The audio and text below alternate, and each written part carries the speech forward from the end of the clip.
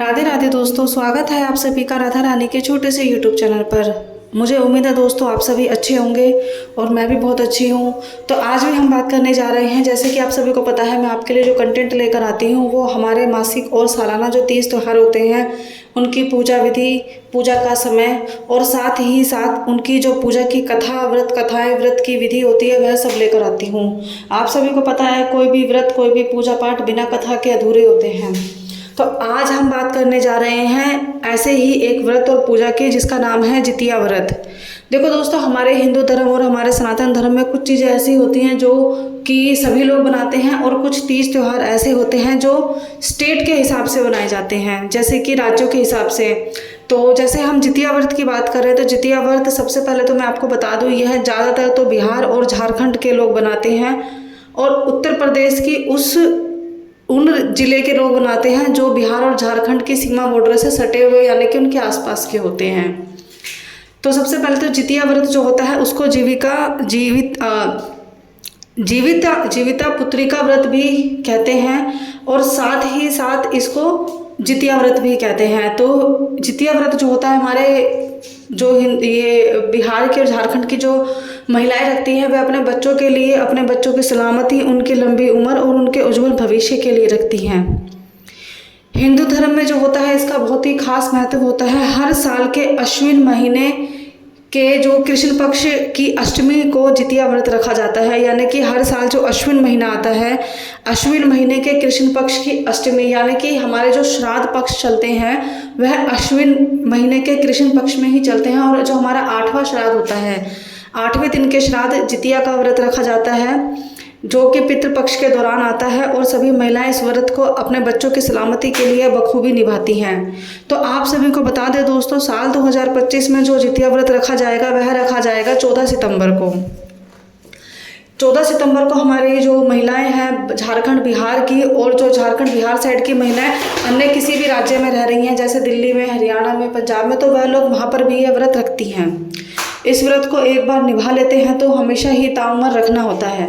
सबसे पहले तो इस व्रत का क्या महत्व होता है दोस्तों, पितृपक्ष के कृष्ण पक्ष की जो ये व्रत आता है कृष्ण पक्ष की अष्टमी में, कोई लोग इसको शुक्ल पक्ष में भी रखते हैं, कोई इसे कृष्ण पक्ष में भी रखते हैं। तो बेसिकली अश्विन महीने की किसी भी पक्ष की अष्टमी पे आप ये व्रत रख सकते हो। सभी की अपने पारिवारिक परंपरा के हिसाब से इस व्रत को रखा जाता है। तो अश्विन महीने की पितृपक्ष अष्टमी के दिन जो ये व्रत रखा जाएगा 14 सितंबर को, उसका जो शुभ मुहूर्त रहेगा वह रहेगा सुबह 5:04 से शुरू हो जाएगा और 15 सितंबर को सुबह 3:02 पे यह व्रत समाप्त हो जाएगा। अब इस व्रत में जो नहाने खाने की विधि होती है, यानी कि जैसे हमारे साइड तो इसको बोलते हैं सरगी, अब बिहार और जैसे झारखंड की साइड इसको नहाए खाए की विधि बोलते हैं। तो सुबह सुबह यह व्रत जो होता है भोर मुहूर्त में, ब्रह्म मुहूर्त में 4 बजे से पहले आप जो भी महिलाएं यह व्रत रखती हैं वह अपना नहा धोकर पूजा पाठ करके, या कुछ बासी मुंह, जैसे कि जिनके घर का शुरू से ही जिनकी मतलब जो सास होती है या उनकी माताएं जैसे भी रखती थी उसी हिसाब से यह व्रत रखा जाता है। तो नहाए खाए बासी मुँह नहा लो, बासी मुँह खा लो या नहाने धोने के बाद। तो जो नहाए खाए की पूजा समय रहेगा वह रहेगा 4:43 से लेकर 5:19 तक, लगभग मान लो 1 घंटे का कुछ ये समय रहेगा, 40 से 50 मिनट तक का। आप इस टाइम पे नहा धोकर अपना जो भी चाय मतलब जैसे दूध पी सकते हो, मीठी मट्ठी सरगी के रूप में सब खा सकते हो। आप अपना व्रत ऐसे खा के रख सकते हो। और कोई कोई लोग हैं जो कुछ खाते ही नहीं है, वो सारा दिन ऐसे ही रहते हैं। तो सबसे पहले जो व्रत की विधि होती है दोस्तों, उसमें आपको करना क्या होता है, यह व्रत होता है निर्जला। निर्जला मतलब अपनी देखो कोई भी व्रत है, चाहे जितिया व्रत है या हरतालिका का व्रत है या करवा चौथ का या अहोई माता का कोई भी व्रत है, आप सबसे पहले तो व्रत रखने से पहले अपनी शारीरिक क्षमता को देखिए कि आपकी शारीरिक क्षमता आपको किस चीज़ के लिए अलाउ कर रही है, ठीक है। दूसरी चीज़, जैसे कि ये व्रत होता है जब पहली बार हम रख लेते हैं, कोई भी जैसे लड़की है अगर वो पहली बार जितिया का व्रत रख रहे थे, जिस प्रकार से आप पहली बार रख लेते हो उसी प्रकार से आगे भी यह व्रत रखा जाता है।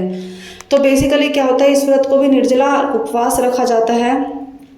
अष्टमी के दिन सारा दिन निर्जला प्यासे रहकर आप जो है नवमी के दिन सूर्य भगवान को अर्घ्य देकर और यह व्रत अपना खोलते हो।